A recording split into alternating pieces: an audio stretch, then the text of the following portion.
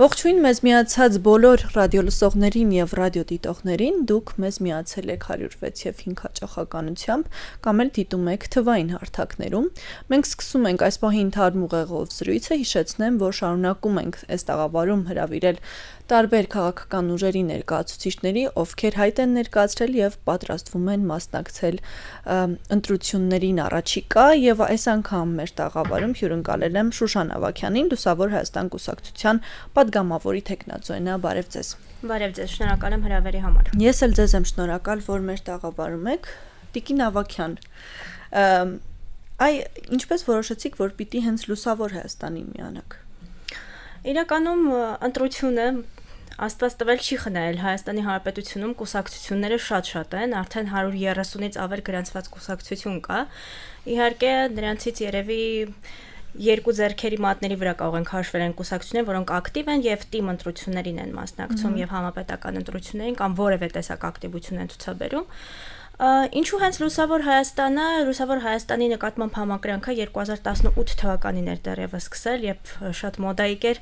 այն ժամանակ քաղաքացիական պայմանագիր կուսակցությունը, շատերը հերթեր էին կանգնում, որպեսզի դառնան հաջողություն այդ պահին հաջողություն գրանցած կուսակցության անդամ, բայց ես ավելի շատ գաղափարախոսությամբ առաջնորդվելով, որովհետև շատ կարևորում եմ այն հիմնակարային գաղափարախոսությունը, որ կա Լուսավոր Հայաստան կուսակցությունում, այն է լիբերալիզմը, ազատականությունը, մարդու իրավունքների պաշտպանությունը, եվրոպական մոդելի պետություն ստեղծելը եւ այն ամեն ինչը որ նպաստելու է նրան, որ պետությունը ել ավելի ժողովրդավար դառնա։ 2018-ից այս կողմ կարծում եք Լուսավոր Հայաստանի գաղափարների մեջ ոչինչ չի փոխվել։ Բարեբախտաբար կարմիր գծով պահվում է այն, ինչ որ 2015 թվականին դեռևս այսպես հիմք է ծառայել, որ Լուսավոր Հայաստան կուսակցությունը հիմնադրվի,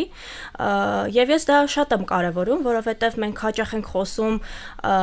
իզմերի մասին, գաղափարախոսությունների մասին, բայց շատ քիչ թվով կուսակցություններ կան, որոնք հստակ ունեն իրենց պատկերացումները կամ գոնե տեսլական ընդհանուր առմամբ, այսինքն որ հիբրիդային ձևաչափերով կուսակցություններ են,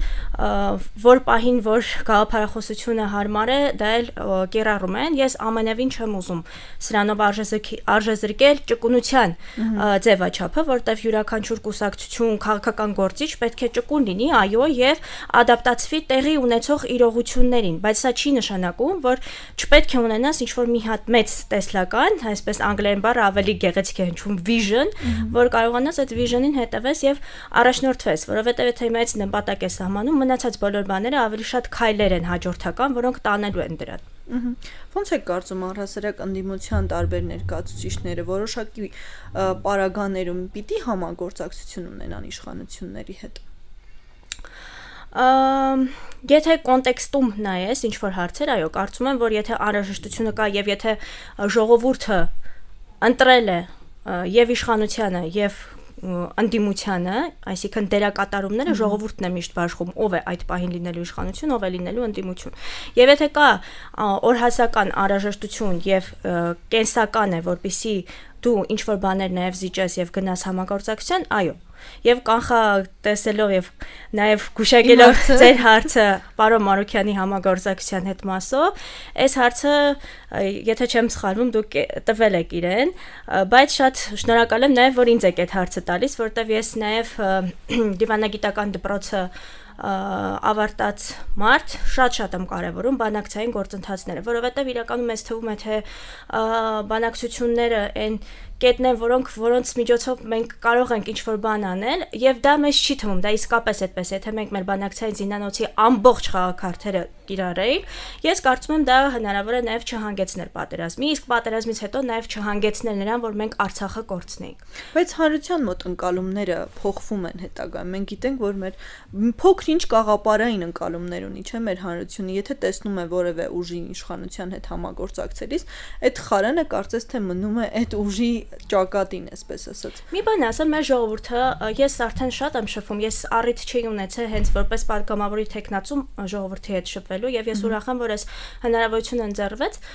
Ժողովուրդը շատ լավ է տարբերում թացը չորից։ Ու մի հատ ուրիշ հետաքրքիր բան ասեմ, եթե պարոն Մանուկյանը լիներ օլիգարխ, ունենար մեծ ֆինանսական միջոցներ, նաեւ այդ իր հրաժարականը ներկայացնելու այն լույսի ներքո, որով որ կներկայացներ, ես կարծում եմ, որ հնարավոր կլիներ նույնիսկ այդ քայլը հերոսացնելու միջավայր եւ ձևաչափ ստեղծել։ Իսկ այս պարագայում, քանի որ դա տեղի չի ունեցել եւ շատ ուժեղ հակաքարոզչություն է եղել ընդհանուր առմամբ եւ մեր ուժի եւ մեր ուժի առաջնորդի պարոն Մարուքյանի նկատմամբ, ես կարծում եմ, որ ինչ որ մարդկանց մոտ բնականաբար եւ նորմալ է, որ իրենց մոտ այդ կարծիքը ձևավորվել է, բայց մյուս կողմից նաեւ հենց այն մարդկանց հետ ենք մենք նաեւ զրուցում, ովքեր որ այդ կարծիքը ունենալով հանդերձ նաեւ մեզ հարցնում են դրա մասին եւ ի պատասխան իհարկե ես շատ ուրախ եմ, որ նաեւ վերջում ձեր ասած այդ հանրային կարծիքը, որ հենց մարդկանց միջոցով է ձևավորվում, վերափոխվում է, որովհետև իսկապես երբ որ մարդկանց բացատրում ես, թե ինչ կոնտեքստում է դա տեղի ունեցել, շատ լավ ընկալում են։ Դրա համար եմ ասում, մեր ժողովուրդը ցածը չորից կարողանում է տարբերակել։ Որովհետև այն կոնտեքստում 21 թվականին ես ուզում եմ եւս մեկ անգամ մեր ունկնդիրներին հիշեցնել, որ հստակ կար բևեռացում։ Ժողովուրդը ցանկանում էր երկու ուժ տեսնել։ Երրորդ ուժը, որ անցել է պարլամենտ, օրենքի ուժով է անցել։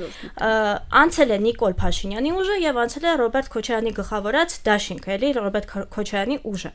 Այն ուժերը այն ժամանակ 25-ն էին ի տարբերություն արժման 19 կուսակցությունների եւ դաշինքների, այն ուժերը, որոնք իսկապես այլընտրանքային քաղաքականություն էին առաջարկում, չանցան պարլամենտ, չանցան, որովհետեւ այդ բևեռացումը կար։ Հիմա կան որոշակի առումով կարելի ասել բևեռացում կա, ինչ իմաստով, որ Նիկոլ Փաշինյանն իր ուժն է եւ ինքը փորձել է հավաքական անդիմություն ստեղծել, մասնավորապես անվանելով Եռագլուխ հրեշ եւ այլն, այսինքն ամբողջ մարդկանց ուշադրությունը բևեռացրել է միայն այդ 3 ուժերի վրա, որովհետեւ այդ 3 ուժերի դեմ նա կարող է իսկապես լավ խաղալ, այսինքն գործի է դրել իր լավ հարմար անդիմություն որպես իրեն հարմար անդիմություն, այո, եւ բազմիցս Ալեն Սիմոնյանն էլ է նշել, որ իրենց համար շատ հարմար անդիմություն են։ Իսկ այն անդիմադիր ուժերը, որոնք իսկապես կարող են, որտեվ 18 թվականի փորձը մեր ցույց է տալիս, որ մեզ ոչինչ որպես խոցելի առումով չկար ասելու եւ մեր այդ առաջարկները, բարելավման նպատակով առաջ բերած տարբեր վերհանված խնդիրները տեղ չունեն, այսպես ասած, կպնելու եւ բնականաբար ավելի հարմար է գտնել այնպիսի անդիմություն, որին կարող ես անընդհատ ինչ որ բանով շահարկել իրենց դեմ օգտագործել որոշակի փաստեր։ Տեսեք, հասարակության մի հատված էլ կա, որ մտածում է, որ անդիմությունը շարունակում է նույն ծեծված խոսույթը առաջ տանել, նույն ծեծված օրակարգը առաջ տանել։ Այ ինչով է տարբերվում ձեր օրակարգը մյուսներից։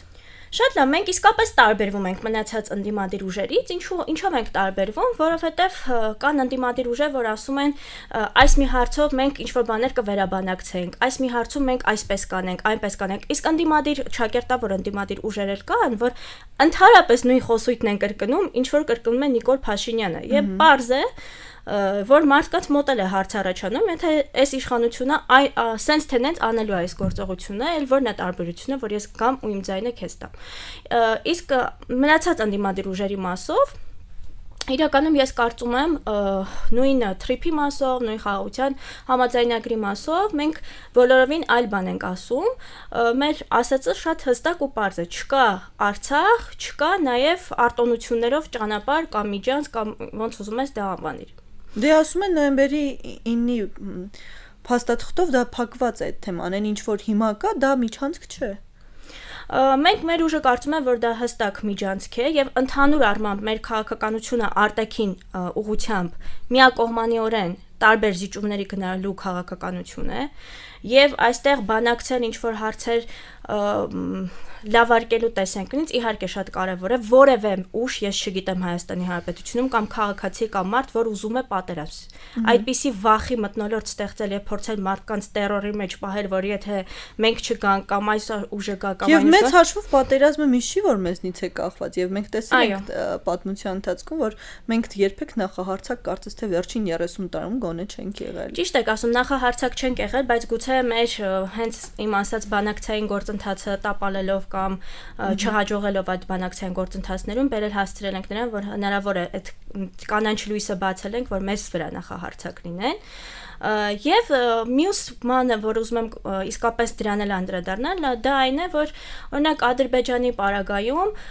նրանց հետևողականությունը իրենց թեզիսները տանելու, առաջ մղելու ոչ միայն միջազգային արդեն հարաբերություններում, այլ նաև Հայաստանում ինձ ապշեցնում են եւ զարմացնում են այն տեսանկյունից, որ մեզ կողմից որևէ հակադարձում չկա այդ թեզիսներին եւ ցավալիորեն այդ թեզիսները դառնում են արդեն օրակարգերը դառնում են արդեն բարձրագույն պաշտոնատար անձած շրջանակներում խոսույթներ,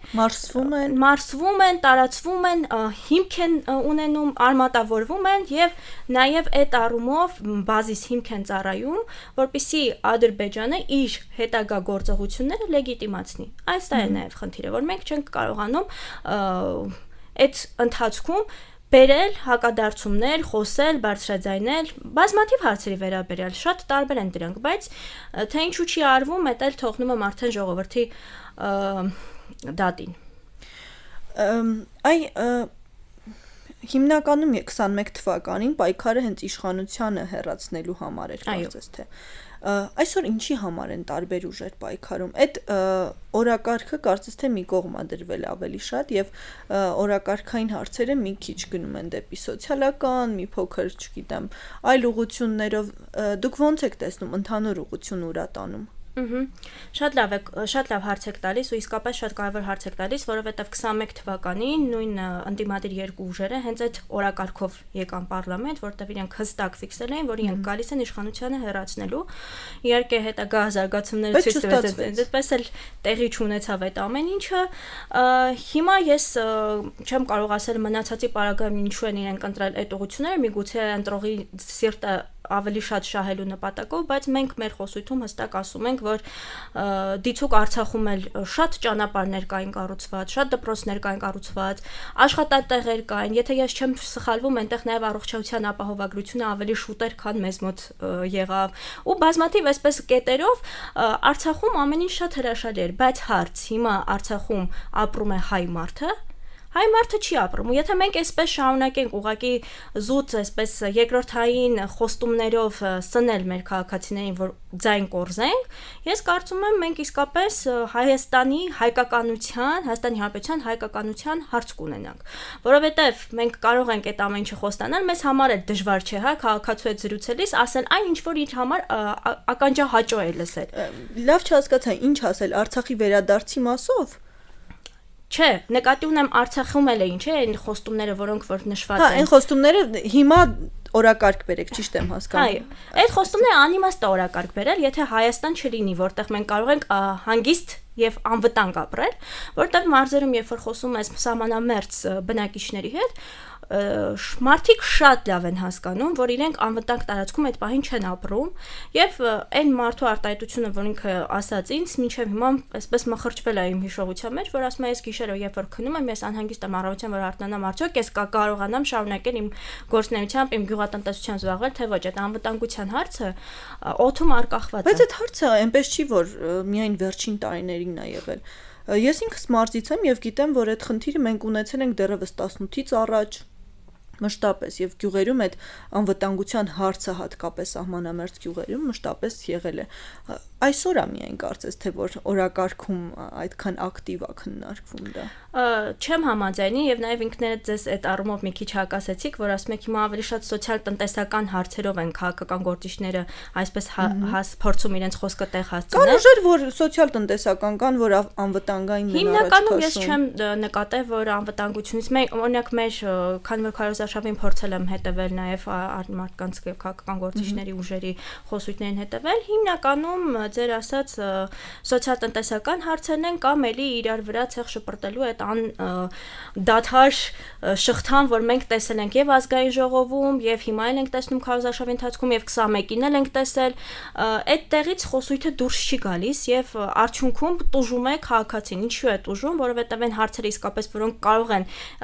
ներկայացվել ազգային ժողովում ժողովում падգամավորների կողմից, որտեղ մարդը ընտրում է падգամավոր, եւ ցավոք սրտի կամ բարեբախտաբար չեմ կարող ասել համամասնական ընտրական համակարգը այնպեսին է, որ եթե առաջ մարդը կարող էր ուղիղ իր падգամավորին, ում որ ընտրել էր գնալ հարցը տալ, հիմա այդպիսի հնարավորություն այդքան էլ չունի քաղաքացին, դրա համար ոնց որ անհասցե հարցեր են բարձրաձայնվում եւ ես կարծում եմ իմ տեսանկյունից, որ քաղաքացու շահը լիովին ներկայացված չի ազգային ժողովում։ Եվ ցանկացած ժողովրդի կապ չունի ով կլինի իշխանության, ով չլինի իշխանության, բայց պետք է հավասարակշռող եւ զսպող ընդդիմություն, որպեսզի կարողանան այդ մեխանիզմները, ես չեմ ասում այդ մեխանիզմները իդեալական գործում են Հայաստանի Հանրապետությունում, բայց երբ որ դու դրա 50%-ն էլ չես իրացնում, պարզ է, որ ունենում ենք այն, ինչ որ ունենում ենք։ Իսկ դաշտում կան ուժեր, ովքեր քիչ թե շատ մոտ են ձեր գաղափարներին։ Եվ ում հետ համագործակցել հնարավոր է, եթե օրինակ դուք անցնեք ազգային ժողով, իրենք անցնեն։ Ես չեմ տեսել մի ուժ, որ այս պաշտպանիր ինքնությունդ այդ ձևաչափի մեջ, այսինքն դա մեր կարգախոսն է, բայց կարգախոսի ներքո մենք մի շարք բաներ ենք ոնց որ տեսնում, եւ դրանց թվում ոչ միայն մեր Վահանը վստահաբար տեսած կլինեք, եւ Վահանի վրա մի քանի սիմվոլիկաներ ենք այսպես զետեղել, որ ընդհանուր փորձենք բացատրել Վահանը ինչ իմաստ ունի, բայց Վահանի սիմվոլիկանեցած, որտեղ մեր Մեսրոպ Մաշտոցների գիր ու գրականությունով, որը ավելի շատ մատնանշում է մեր պատմական քաղաքական միտքը, գերբն է բնականաբար, ինչու են գերբը զետեղել, որտեղ անդադար խոսույթում այն է, որ պետք է գերբի վրայից Արարատը հանել։ Արարատի հանդեպ ես չգիտեմ ինչ-որ նկրտումներ ովքեր ունեն, որ պետք է գնալ Արարատը հետ բերել, խոսքը միայն սիմվոլիկայի մասին է։ Եվ ոչ մեկին այդ սիմվոլիկան չի խանգարում, բայց նույնիսկ սենյակների պատերից կախված մինչև, չգիտեմ, գերբ, ելքի եւ մուտքի կնիկ հանեցին Արարատը, եւ դա կարծում եմ խարխլում է իսկապես մեր ինքնության, մեր պատմական հիշողության հիմքերը եւ եկեղեցին է, եկեղեցու հանդեպ էլ անկախ հանգամանքից, որտեվ նաև ժողովրդի հետ խոսելով ես տարբեր այսպես էմոցիաներ եմ զգում, կապ չունի, բայց որպես ինստիտուտ հարձակումը եկեղեցու նկատմամբ մեզ համար անընդունելի է, որտեվ եկեղեցին այն դասական ձևով մեր ընկալմամբ եկեղեցի չի եղել, այլ նաև մեր պետականությունը կամ մեր միասնականությունը պահող, մեր ինքնությունը պահող ինստիտուտ է եղել, եւ դրանից զատ ինքն իրենով նաև Վահան է եղել։ Ինքն իրենով այո, Վահան է եղել եւ քարոզարշավի ընթացքում մենք եթե նկատել եք, ընտրում ենք այնպիսի կետեր, որտեղ որ մեր ինքնության հարցերն են ավելի շատ խարխլված, մասնավորապես մենք մեկնարկեցինք օրինակ երասխից մետալուրգիական գործարանի կառուցումը, գիտեք, 23 թվականի պետք է լիներ, բայց Ադրբեջանի անմիջական ձեռամբ այդ մետալուրգիական գործարանի աշխատանքները կանգնեցվեցին, կամ ատոմակայանի հարցն է, որ անդադար բարձրաձայնում են, կամ եկեղեցի երեք գնացել ենք Վաղաշապատ։ Եվ այս ամեն ինչը նրա մասին է, որ մենք մեր ինքնության տակ ոչ միայն այդ պատմամշակութային տարրերն ենք հասկանում, այլ նաև էներգետիկ անվտանգությունը, տնտեսական ինքնությունը, ոլորտային, հա, այդ արտաքին քաղաքականության հարաբերություններում մեր ինքնիշխանությունը, մեր սուբյեկտայնությունը պահելը, եւ այդ դրա հիման վրա էլ մենք որոշեցինք, որ նաև պարոն Փաշոյանի առաջարկությամբ եւ իր համագումարի ելույթի ընթացքում, որ արծարծենք նաև ռեմոնտադա բառը, որը ավելի շատ այսպես իհարկե ֆուտբոլային տերմին է, բայց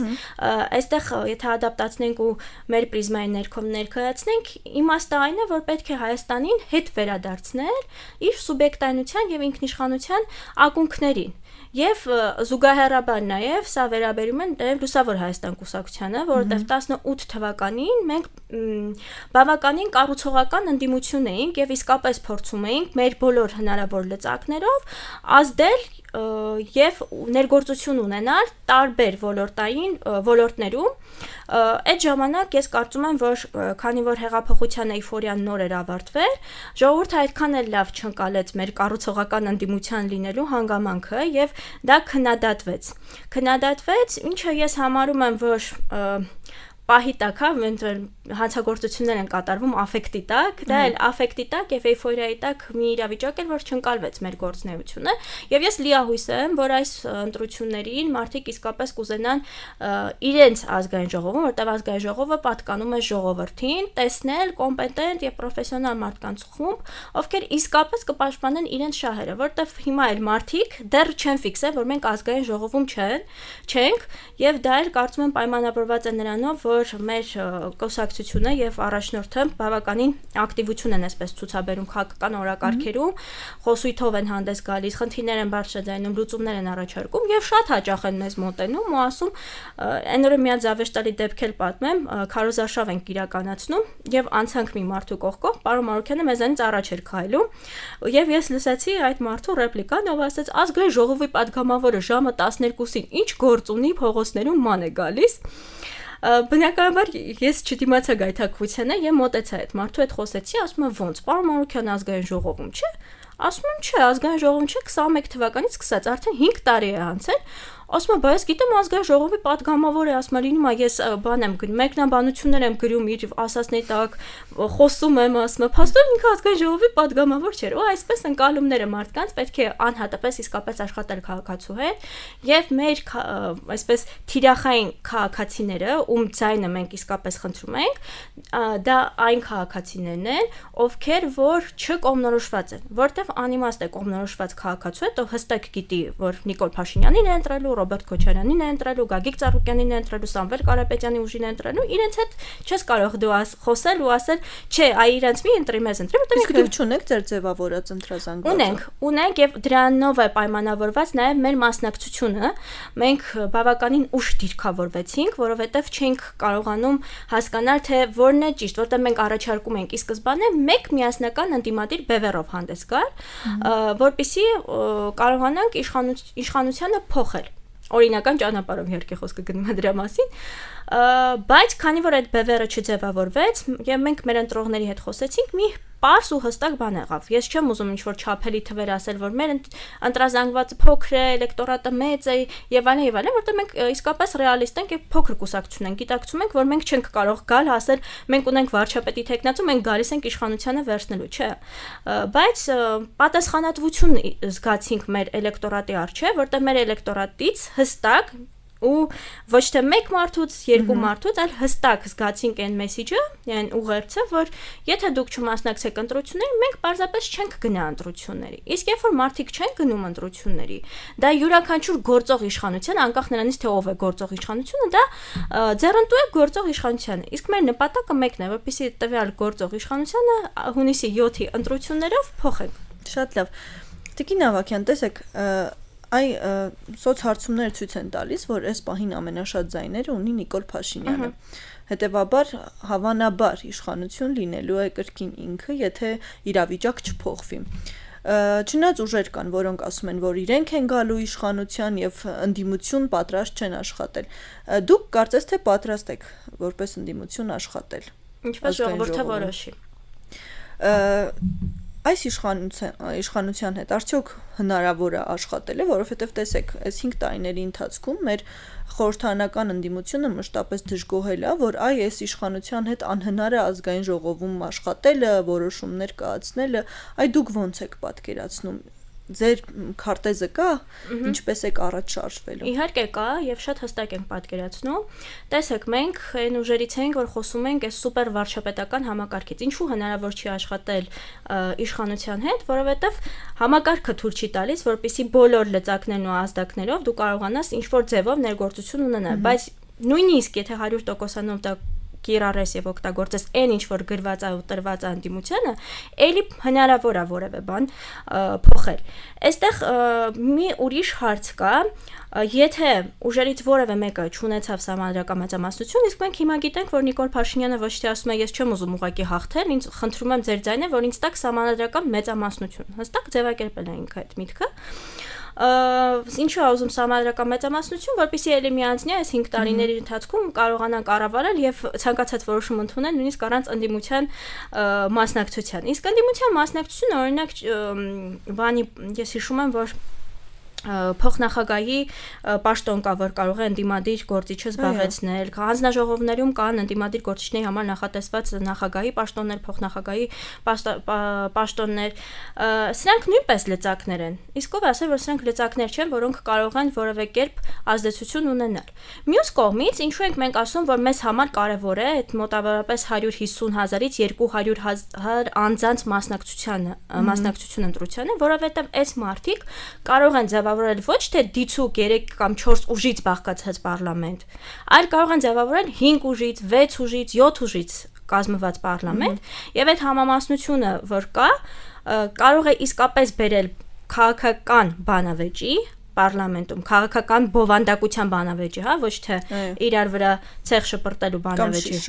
կամ շիշ, այո, ցավոք սրտի նման դեպքեր են եղել, եւ այդ քաղաքական բանավեճի արդյունքում է, որ ծնվում են ճշմարտություններ, քաղաքական բանավեճի արդյունքում է, որ ծնվում են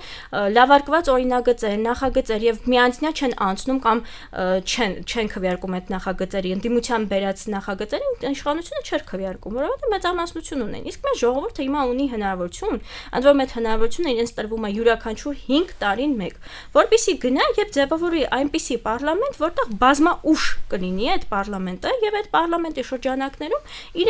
իրենց տարբեր մարդկանց շերտեր, տարբեր մարդկանց գործնեություն ծավալող խմբեր ներկայացված կլինեն, որտեղ բոլորի ձայնը լսելի կլինի։ Այո, եւ պարտադիր չի պարլամենտում միշտ լինի 1-ից 3 ուժ կամ 4 ուժ, կարող են ավելի շատ պարլամենտ ձևավորել եւ դրա հիմնական արդյունքը կերևա հունիսի 7-ին, երբ որ այդ չկողմնորոշված կամ ցանկություն չունեցող կամ ապաթիայի մեջ գտնվող կամ ընտրական գործընթացներով չհետաքրքրվող, քաղաքականությամբ չզբաղվող երիտասարդները, որտեղ շատ հաճախ են ասում, ես քաղաքականությամբ չեմ զբաղվում, բայց իրականում այդ դեպքում իսկապես քաղաքականությունն է արդեն սկսում զբաղվել այդ մարդկանց ճակատագրով եւ իրենց վաղվա օրը որոշում են իրենց փոխարեն։ Ես կարծում եմ ամեն մեկս թեկուզ մի հատ ուրիշ կարծիք եմ լսել, որ ասում են պատասխանատվություն ենք զգում, պատասխանատվություն են առումով, որ քվեարկել ենք ինչ-որ X ուժի եւ այդ ուժը չի արդարացրել մեր սպասելիքները, հիմա չենք ուզում գնալ ընտրություններ, որովհետեւ չենք հավատում, որ ինչ-որ մեկը կարող է մեր ակնկալիքներին համապատասխան ձևով անդրադառնալ։ Այս դեպքում իմաստը ընտրությունների պարբերականության հենց այն է, որ 5 տարի մեկ ժողովուրդը իր գնահատականն է տալիս այս կամ այն ուժի, այս կամ այն քաղաքական գործին կամ կուսակցությանը։ Եթե այս մեկը չի բավարարել, դա չի նշանակում, որ մյուսներն չեն կարողանալու դրանք բավարարել այդ ակնկալիքները։ Շատ լավ, ես շնորհակալ եմ դզրույցի համար, իսկ մեզ լսողներին եւ դիտողներին ուզում եմ հիշեցնել, որ առաջին խոսափողի մոտ Շուշան Ավագյանն էր, Լուսավոր Հայաստան կուսակցության падգամավորի թեկնածու։ Շարունակեք հետևել թարմ ուղեղով զրույցներին, կհանդիպենք։